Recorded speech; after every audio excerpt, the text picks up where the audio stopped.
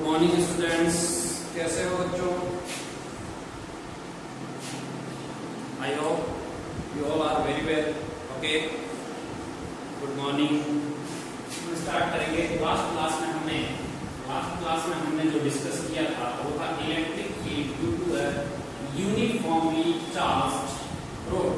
ठीक है, उसके फॉर्मूले में दोबारा रिवाइज कर देता हूँ. हमारे पास इलेक्ट्रिक फील्ड का फॉर्मूला आया था, ई परपेंडिकुलर का फॉर्मूला आया था a lambda upon d sin theta 1 plus sin theta 1 plus sin theta 2. This is the e perpendicular और e parallel आया था. परपेंडिकुलर पैरेलल क्या था ये हमें समझ में आ गया होगा. परपेंडिकुलर मतलब रोड के परपेंडिकुलर, पैरेलल मतलब the component which is parallel to the road. So second आएगा a lambda upon d cos theta 2 minus cos theta 1. ये दो फॉर्मूला आए थे और ई नेट निकालना होगा हमें. तो हम क्या करेंगे, square root of E perpendicular square plus E parallel square. Okay बच्चों, ओके. नेक्स्ट टॉपिक था हमारा properties of electric field lines. क्या था बच्चों? Properties of electric field lines. तो चलो नेक्स्ट टॉपिक स्टार्ट करते हैं. Properties of electric field lines समझने की कोशिश करेंगे पूरी. एक प्रॉपर्टीज आपको लिखा दूंगा. Properties of electric field lines या इसे क्या बोलेंगे, इलेक्ट्रिक फोर्स लाइंस. ठीक है, लाइंस ऑफ इलेक्ट्रिक फोर्सेस. ठीक है, इसकी प्रॉपर्टीज की अगर हम बात करें तो सबसे पहली बात तो हम ये कहेंगे, दीज आर हाइपोथेटिकल लाइंस. कैसी लाइन होती है बच्चों? हाइपोथेटिकल. हाइपोथेटिकल मतलब समझते हैं, इमेजिनरी लाइंस होती है. हाइपोथेटिकल लाइंस होती है. कैसी होती है बच्चों? हाइपोथेटिकल लाइंस होती है. सेकंड याद रखेंगे, प्लस सपोज ये पॉजिटिव चार्ज है और ये नेगेटिव चार्ज है. सो electric field lines positive charge से निकलती है और एंटर करती है नेगेटिव चार्ज में. एंटर करती है नेगेटिव चार्ज में. ऐसा हम लिख सकते हैं, इलेक्ट्रिक फील्ड लाइंस ऑरिजिनेट मतलब कहां से निकलती है, originate from positive charge and terminate at negative charge. So positive charge से निकलती है और नेगेटिव पर टर्मिनेट होती है. ठीक है, नेक्स्ट पॉइंट लिखेंगे, never cross each other. They never cross each other. वो एक दूसरे को कभी भी काटती नहीं है. क्यों नहीं काटती है वो भी समझ लेते हैं. सपोज ये दो इलेक्ट्रिक फील्ड लाइंस यहाँ काटी, अगर मुझे इस पॉइंट पर इलेक्ट्रिक फील्ड इंटेंसिटी की डायरेक्शन फाइंड करनी है, सो इस लाइन के हिसाब से तो ये कहेगा इस डायरेक्शन में और इसके हिसाब से ये कहेगा इस डायरेक्शन में. एक पॉइंट से दो डायरेक्शन पॉसिबल नहीं है. एक पॉइंट से दो डायरेक्शन पॉसिबल नहीं है. जैसे सपोज मैं जयपुर में हूँ और मुझे ये कहे कि दिल्ली किधर है, मैं कहूँगा दिल्ली नॉर्थ में पड़ता है. एक बंदा आ जाए वो भी जयपुर में ही, वो कहता है कि नहीं दिल्ली नॉर्थ में नहीं ईस्ट में. तो दोनों में से एक ही बात सही होगी ना, या तो नॉर्थ में होगी या ईस्ट में होगी या साउथ में होगी. ठीक है, सो कहने का मतलब है एक पॉइंट से दो डायरेक्शन पॉसिबल नहीं है.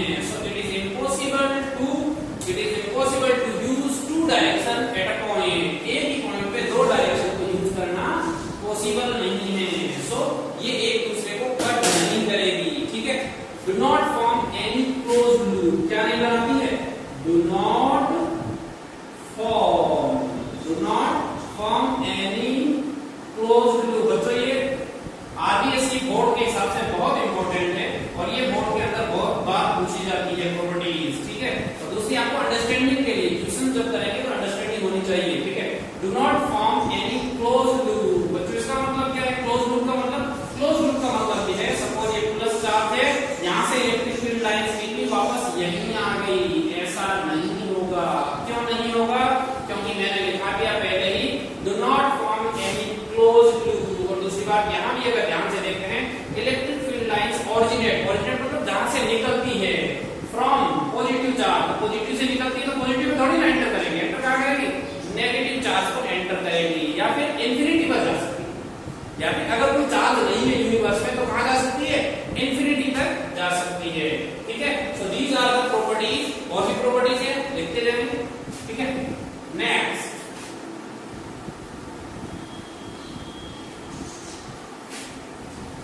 field lines, electric field lines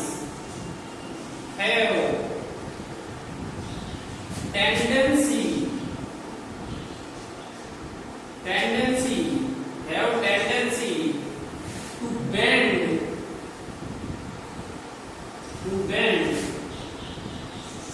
away from positive charge and towards negative charge. क्या मतलब है बच्चों इसका? यानी कि इलेक्ट्रिक फील्ड लाइंस होगी पॉजिटिव चार्ज से tendency to bend towards negative charge की तरफ बढ़ेगी और पॉजिटिव चार्ज से दूर जाएगी। बच्चों ये प्रॉपर्टीज है, ठीक है।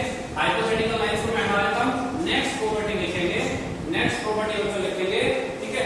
Number of field lines are proportional to the, क्या मतलब निकला? Number of field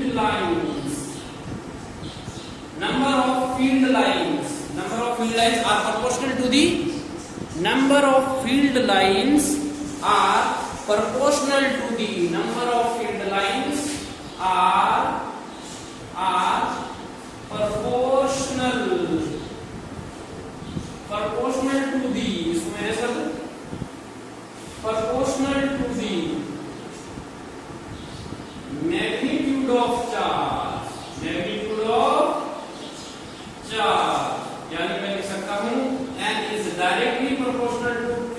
n is what? Number of electric field lines. q is what? Magnitude of charge. So n is directly proportional to the magnitude of charge. ठीक है? Electric field lines are perpendicular to the surface. Next, electric field lines are perpendicular to the surface. यानी कि जिस surface पे वो enter करेगी या जिस सरफेस पे वो निकलेगी उसकी क्या होगी? परपेंडिकुलर होगी। सरफेस होगा कंडक्टर कहते हैं या सरफेस जिस सरफेस से निकलेगी उस सरफेस के परपेंडिकुलर होगी, ठीक है। कोई दिक्कत नहीं। So these are the properties of electric field lines. मैं एक बार दोबारा रिवाइज कर देता हूं, शॉर्ट में दोबारा रिवाइज कर देता हूं। फर्स्ट प्रॉपर्टी क्या थी बच्चों? हाइपोथेटिकल लाइन थी। कैसी होती है? हाइपोथेटिकल लाइन होती है। सेकंड, पॉजिटिव चार्ज से स्टार्ट होती है और नेगेटिव पर खत्म होती है। थर्ड, पॉजिटिव चार्ज से स्टार्ट होती है और नेगेटिव पर खत्म होती है। क्रॉस नहीं करती है एक दूसरे को, कभी भी एक दूसरे को क्रॉस नहीं करती है। Never cross each other. क्यों नहीं करती उसका कारण मैंने बता दिया, रीजन मैंने बता दिया, ठीक है। नेवर क्रॉस, कभी भी क्लोज लूप नहीं बनाती है। ऐसा नहीं होगा यहां से स्टार्ट हुई वापस यहीं आ गई। क्लोज लूप नहीं बनाती है, ये क्लोज लूप नहीं बनाती है, ठीक है। इनकी टेंडेंसी होती है ये प्लस चार्ज से दूर जाती है और माइनस चार्ज की ओर आती है। प्लस चार्ज से दूर जाती है और माइनस चार्ज की ओर आती है। जैसे सपोज ये प्लस चार्ज आपके पास है प्लस क्यू और यहाँ भी प्लस क्यू है। सो ये एक प्लस चार्ज से दूर जाएगी, ये इस तरीके से। यानी कह सकते हैं टेंडेंसी टू प्लस चार्ज से दूर जाएगी और माइनस चार्ज की और आएगी। प्लस चार्ज से दूर जाएगी और माइनस चार्ज की और आएगी। ये आपकी फिफ्थ प्रॉपर्टी, ठीक है। सिक्स्थ प्रॉपर्टी याद रखेंगे, number of electric field lines, यानी कि सिक्स्थ प्रॉपर्टी याद रखेंगे q डायरेक्टली प्रोपोर्शनल टू या n directly proportional to q। Number of electric field lines उतनी होगी जितना मैग्नीट्यूड होगा उसके प्रोपोर्शनल होगा, ठीक है। Electric field lines are perpendicular to the surface, और कई जगह आ जाता है कंडक्टर। किसके परपेंडिकुलर होगी? कंडक्टर के या सरफेस के परपेंडिकुलर होगी। So these are the properties of electric field lines. अब कुछ पॉइंट याद रख लेंगे, वैसे याद क्या रखने को बता दिया, ठीक है। Electric field lines, next topic, these are the properties, ठीक है। नेक्स्ट टॉपिक लिखेंगे representation of electric field lines. Representation of electric field lines. electric field lines. How to represent electric field lines? Suppose this is a positive charge plus q. Positive charge से electric field हमेशा बाहर निकलेगी, electric field lines बाहर की तरफ निकलेगी। Positive charge से electric field lines हमेशा बाहर की तरफ निकलेगी। नेगेटिव चार्ज में इलेक्ट्रिक फील्ड लाइंस हमेशा इनसाइड आएगी। किधर आएगी? इनसाइड आएगी। मतलब इलेक्ट्रिक फील्ड की डायरेक्शन हमेशा पॉजिटिव चार्ज से दूर होगी और नेगेटिव चार्ज की तरफ होगी। इलेक्ट्रिक फील्ड की डायरेक्शन इस तरीके से। सो एक पॉइंट याद रखेंगे, नोट में लिखेंगे electric field lines, electric field direction of electric field लिखेंगे, direction of electric field, direction of electric field from for positive charge is away from charge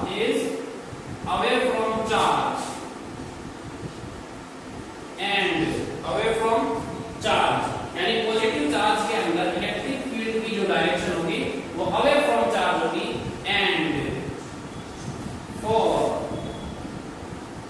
negative charge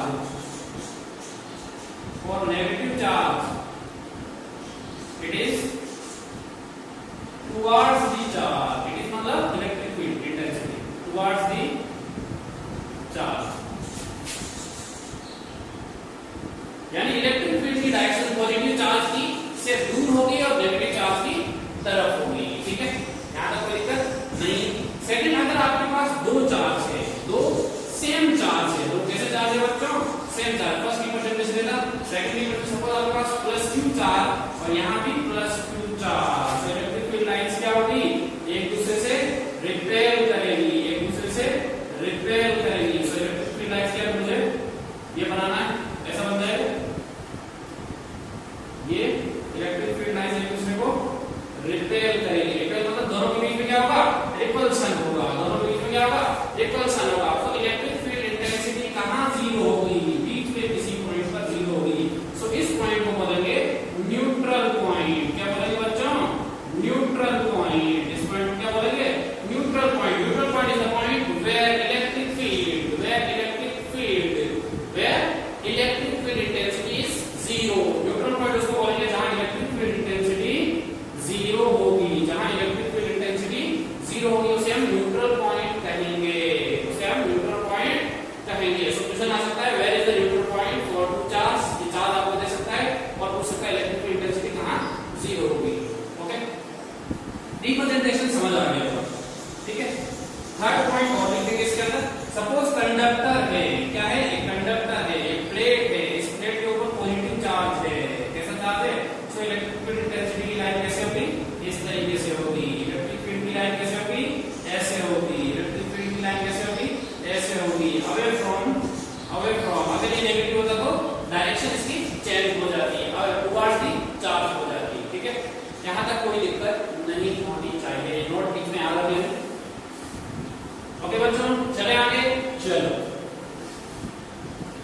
next, अभी हमने पढ़ा properties of electric field lines and representation of electric field lines. Properties of electric field lines के अंदर simply याद रखेंगे ये दो एक दूसरे को काटती नहीं है, never cross each other, positive से स्टार्ट होती है, नेगेटिव पर खत्म होती है, और इसका मैग्नीट्यूड जो होता है number of electric field lines के प्रोपोर्शनल होता है, चार्ज का मैग्नीट्यूड के प्रोपोर्शनल होता है इलेक्ट्रिक फील्ड लाइंस। और मैं बहुत सारी लिखाई है, नेक्स्ट लिखेंगे।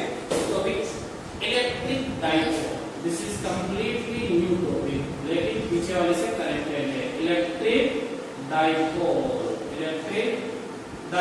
What is electric dipole? Electric dipole को समझने की कोशिश करेंगे। What is electric dipole? Electric dipole क्या होता है समझेंगे।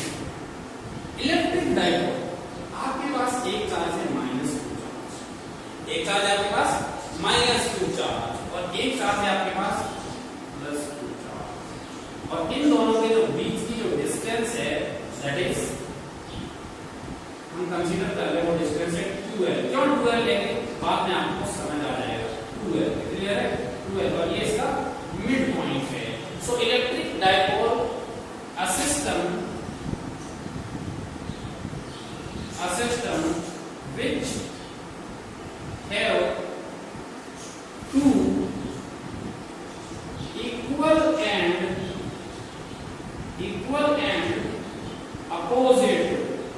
equal and opposite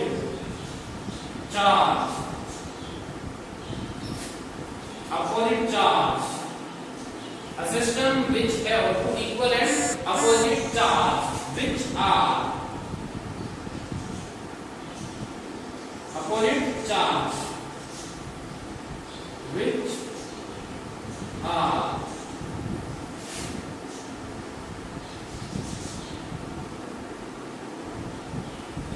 opposite charge apart from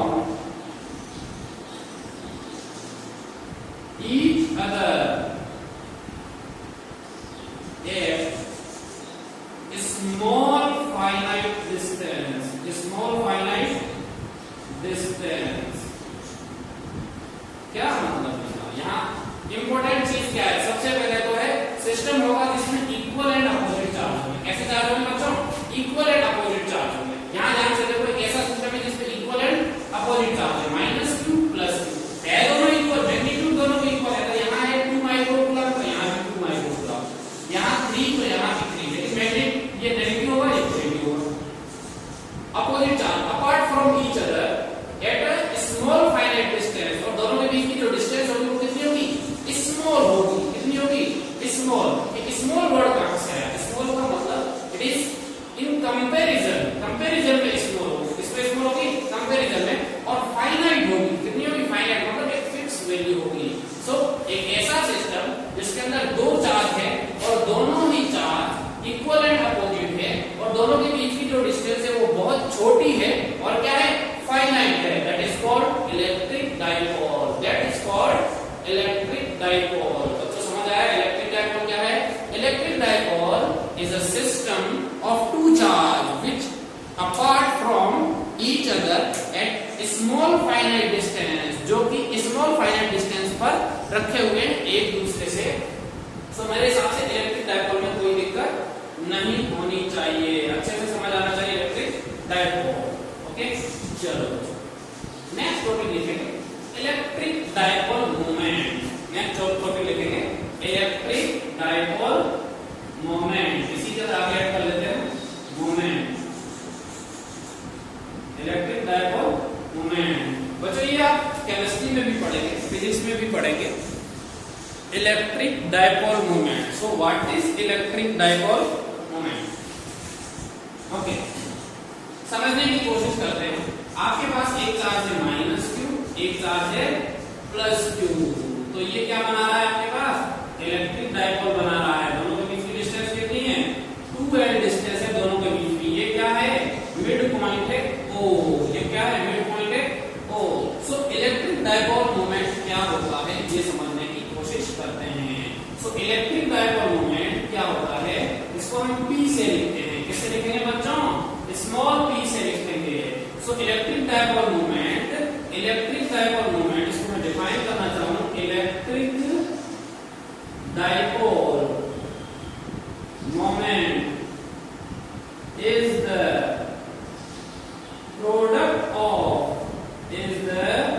product of charge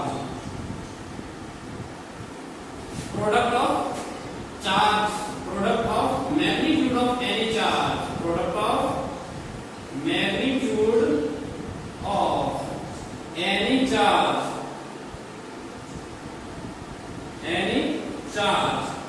and distance between them. यानी कि इलेक्ट्रिक डायपोल मोमेंट को हम लिखेंगे P से. सो P इक्वल टू होगा Q इंटू 2L. क्या होगा बच्चों? Q into 2L. P आपकी वेक्टर क्वांटिटी होती है क्योंकि L वेक्टर क्वांटिटी होती है. So electric dipole moment is a physical quantity. Electric dipole moment is a physical quantity which is the product of magnitude of any charge. यानी इन दोनों में से किसी एक चार्ज का मैग्नीट्यूड अगर लेते हैं क्योंकि दोनों का same he product of magnitude of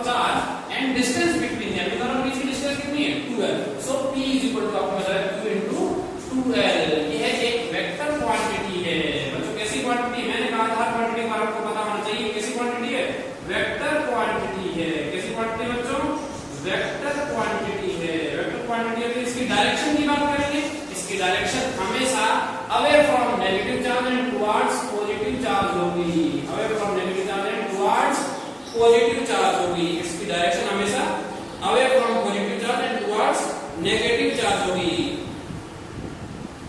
direction लिख लेंगे, हम लिख सकते हैं डायरेक्शन हमेशा कौन सी होगी, ये its direction is always from negative charge, away from negative charge and towards positive charge. So हमारे पास इलेक्ट्रिक डायपोल मोमेंट आया। Electric dipole moment is a physical quantity which is the product of magnitude of any charge and distance between them.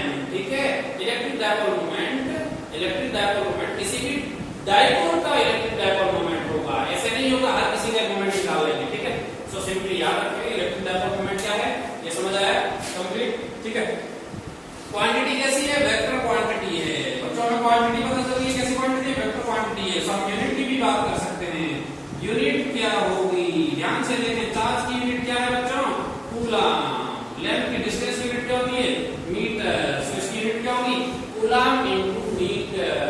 Unit क्या होगी, coulomb into metre. अगर मैं dimension की बात करूं बच्चों, किसकी, डायमेंशन की, अगर मैं डायमेंशन की बात करूं, सो डायमेंशन कितनी होगी बच्चों, लिखेंगे नीचे dimension m0 l1 t1 a1। बच्चों ये कहां से आया, a की डायमेंशन किसकी होती है, चार्ज की होती है। मीटर की डायमेंशन कितनी होगी, l1, और मास यहां है नहीं, सो इसकी डायमेंशन हुई m0 l1 t1 a1, m0 l1 t1 a1। ठीक है बच्चों, यहां तक कोई दिक्कत नहीं होनी चाहिए। चले नेक्स्ट टॉपिक लिखेंगे। अब ये इलेक्ट्रिक डायपोल मोमेंट जो आपके पास है, इलेक्ट्रिक डायपोल मोमेंट जो आपके पास है, इसके कारण हमें इलेक्ट्रिक फील्ड फाइंड करनी है। इसके कारण हमें क्या फाइंड करनी है बच्चों, इलेक्ट्रिक फील्ड फाइंड करनी है। सो नेक्स्ट टॉपिक बच्चों लिखेंगे इलेक्ट्रिक फील्ड। नेक्स्ट टॉपिक लिखेंगे बच्चों electric field, electric field due to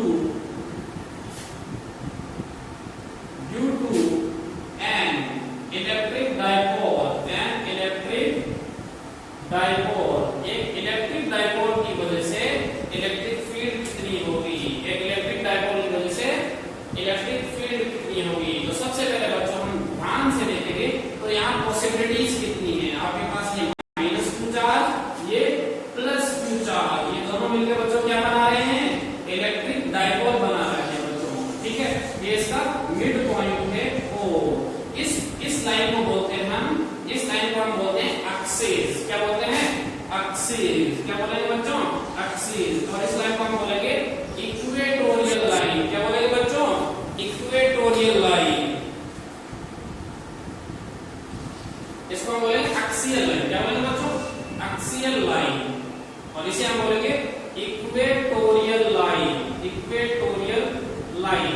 सो इस एक हमारी इलेक्ट्रिक फील्ड की कितनी पॉसिबिलिटी हो सकती है। अगर मैं इस प्लेन की बात करूं, तो इस प्लेन में इलेक्ट्रिक फील्ड की कितनी पॉसिबल हो सकती है, पॉसिबिलिटीज हो सकती है इनफाइनाइट। ठीक है, अगर मैं दो स्पेसिफिक पोजीशन लूं, तो एक मेरी हो सकती है electric field on axial line, एक हो सकती है electric field on equatorial line. So in your syllabus it is represented, it is clearly defined that there is only equatorial line and axial line. आपके सिलेबस में दो ही है, axial line के ऊपर इलेक्ट्रिक फील्ड कितनी होगी और इक्वेटोरियल लाइन पे इलेक्ट्रिक फील्ड इंटेंसिटी कितनी होगी। लेकिन मैं आपको रैंडम पॉइंट पे भी बताऊंगा। रैंडम पॉइंट मतलब यहां पर भी, जैसे सपोज P पॉइंट यहां हो सकता है, P पॉइंट यहां हो सकता है, P पॉइंट यहां हो सकता है। सो हमें 3 पॉइंट पर इलेक्ट्रिक फील्ड फाइंड करनी है। इसको नोट करेंगे। There are 3 possibilities, there are 3 possibilities to identify electric field. One is on axial line, second is another one is on equatorial line and third one is on random point. So लिखेंगे इसमें first point लिखेंगे, ये diagram बना लेंगे, यहां तक कोई दिक्कत नहीं, डायग्राम बना लेंगे। ठीक है, नेक्स्ट लिखेंगे इलेक्ट्रिक फील्ड। नेक्स्ट लिखेंगे first electric field, electric field due to an electric dipole, due to an electric dipole on its axis, on its axis, उसकी एक्सिस के ऊपर इलेक्ट्रिक फील्ड कितनी है। ओके बच्चों, चलते हैं आगे। ठीक है, हमारे पास ये चार्ज है -q, ये चार्ज है +q। बच्चों मैं इसको पूरे को इरेज कर रहा हूं, बोर्ड पे जो भी लिखा है। ठीक है, आप बोर्ड पे लिख रहे हैं।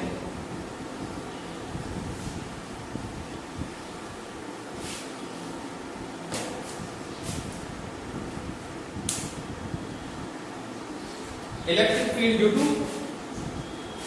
तो अभी का हमारा electric field due to an electric dipole on axial line. ठीक है, दिस इज -q चार्ज, हम लेते हैं this is -q charge and this is +q charge. ये आपका इलेक्ट्रिक डाइपोल है। इसकी एक्सिस के ऊपर कोई पॉइंट P लिया हमने और उस पॉइंट P पर हमें इलेक्ट्रिक फील्ड इंटेंसिटी फाइंड करनी है। This point is O, this point is O। इस पॉइंट से हम डिस्टेंस लेंगे हमेशा, मिड पॉइंट से ये डिस्टेंस है r, ये डिस्टेंस है r। सो हमें अगर ये डिस्टेंस फाइंड करनी है यहां से यहां तक की, सो ये डिस्टेंस कितनी होगी बच्चों, r + l। और ये डिस्टेंस कितनी होगी बच्चों, अगर यहां से फाइंड करनी है तो ये डिस्टेंस हो जाएगी यहां से पॉइंट P तक की जो डिस्टेंस है, ये डिस्टेंस हो जाएगी r - l,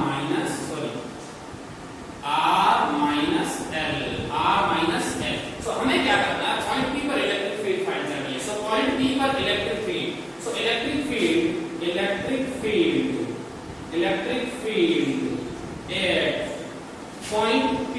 eight point P due to positive charge +q charge, due to +q charge. मान लेते हैं कि +q चार्ज का इलेक्ट्रिक फील्ड इंटेंसिटी है E1 और electric field intensity point P पर जो होगी वो उसकी डायरेक्शन कितनी होगी, किस डायरेक्शन होगी, ये डायरेक्शन होगी उसकी।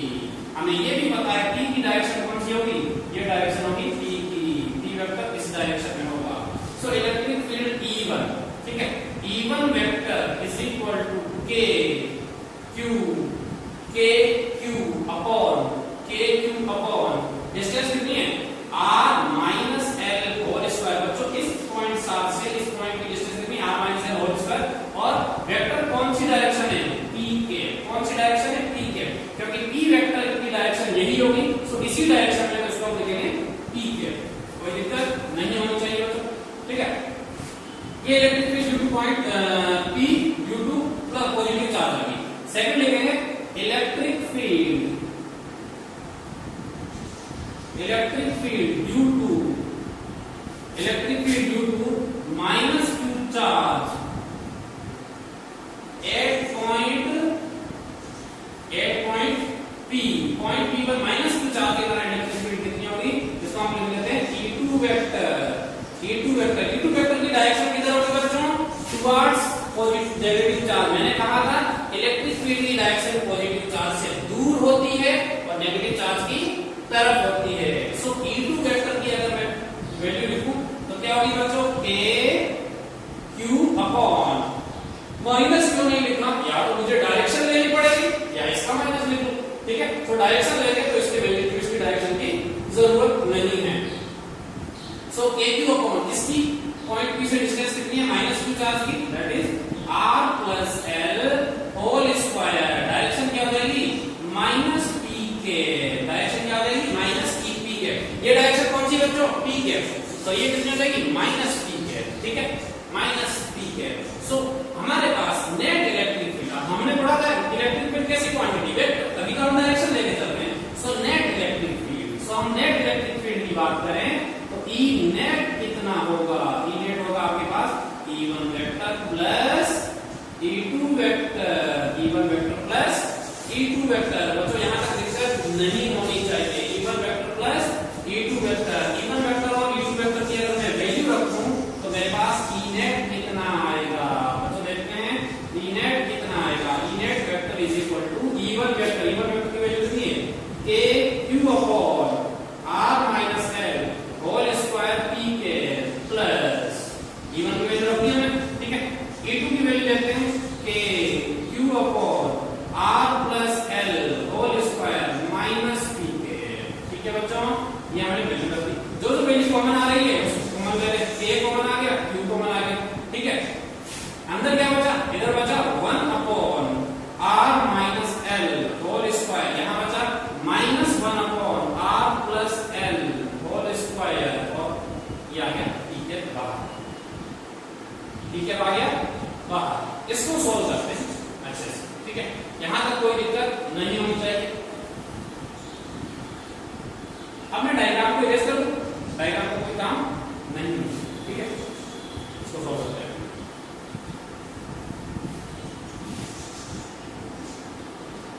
ई नेट, बच्चों हम नेट निकाल रहे हैं, नेट इलेक्ट्रिक फील्ड, ई नेट वेक्टर, ठीक है, इज इक्वल टू के क्यू अपनी जगह है, के क्यू अपनी जगह है, के क्यू को हम चेंज नहीं कर रहे, ठीक है। एलसीएम लिया हमने, तो एलसीएम क्या आएगा बच्चों, r minus L whole square into r plus L whole square. So r minus L whole square से r minus L whole square cancel हो जाएगा, बचेगा कितना, r plus L whole square, ठीक है, माइनस r प्लस एल से r plus L cancel हो जाएगा, बचेगा कितना, r माइनस एल, बचेगा r minus L whole square. ये हमने एलसीएम लिया, ठीक है। के क्यू ऊपर जो है इसको a plus b whole square से बोल देंगे, तो r square plus l square plus twice of r l minus r square minus l square plus 2rl।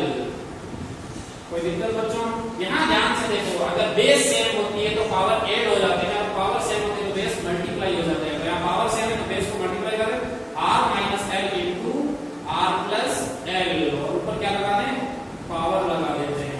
So E net जो आएगा आपके पास वेक्टर फॉर्म, हम वेक्टर फॉर्म लेके चल रहे हैं, तो यहाँ लिखेंगे पी के, यहाँ भी लिखेंगे पी के, ठीक है। सो के क्यू आर स्क्वायर से r square cancel, l square से एल स्क्वायर कैंसिल, 2r लिखा होगा 4rl। ध्यान देंगे यहाँ a minus b into a plus b क्या रहेगा, r square minus l square whole square, r square minus l square whole square. So ई net जो आपके पास आया वो हम लगा देंगे यहाँ से अजम्पशन क्या लगाएंगे, r greater than l, so r square must be greater than l square। so यहाँ से आपके पास रहेगा k q into 4rl, नीचे रहेगा r to the power 4, l को r के कंपैरिजन में नेगलेक्ट कर लेंगे। सो ई नेट जो आएगा आपके पास वो आएगा k q into 2l, r से एक r कैंसिल हो जाएगा, into 2 divided by r cube. यहां तक कोई दिक्कत नहीं होनी चाहिए। ई नेट फाइनल फॉर्मूला क्या आएगा, ई नेट डायरेक्शन हमारी चल रही है, डायरेक्शन क्या थी, पी के, डायरेक्शन क्या थी बच्चों, पी के, डायरेक्शन क्या थी, पी के, ठीक है।